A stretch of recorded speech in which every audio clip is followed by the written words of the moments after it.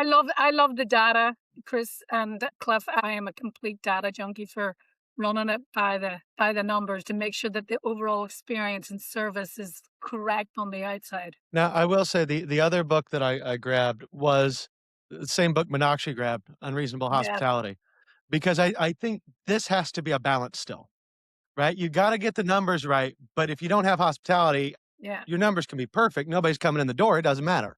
That's to me especially, we were an industry that was very passion driven, then we got really into data and numbers, I feel like the last 4 or 5 years. And we need to bring back in some more of that love and passion because I feel like, especially in the US, post COVID, things got so tight. We got all, how can I put this? Cheney in the independents, Mm. where we got so focused on, oh, I can drop my liquor cost by 1/10%, which, yeah, you should do that. But we forgot some of the hospitality. Mm. we say you have to manage, Chris, from the front to the back. Mhm. You have to get the hospitality right at the front, and then you fill it in from the back. So, like, it has to be Yeah. front to back. I look at it like a hardware software thing. I feel like Yeah, you can't do without either. Mhm. I feel like from just from a business partners, if you are somebody who is not, you might have, it's the right side and the left side of the brain.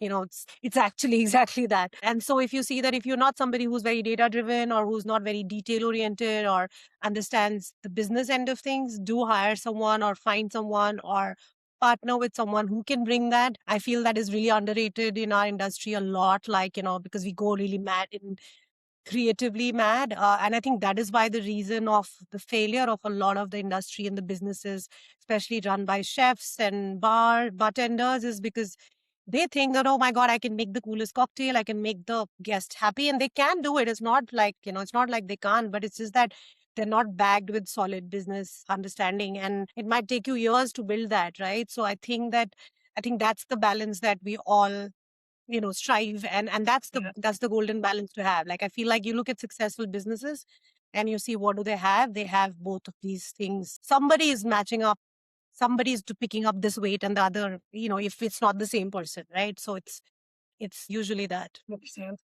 My, parents were in fine dining back in the '90s, and one of the things that they always said is, "If you let the chef do what he wants, you're gonna go broke."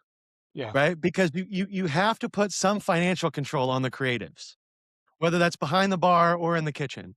Because otherwise you end up with, and I still have them because they made my dad so mad we kept them, $35 plates that look like a duck just to serve foie gras on.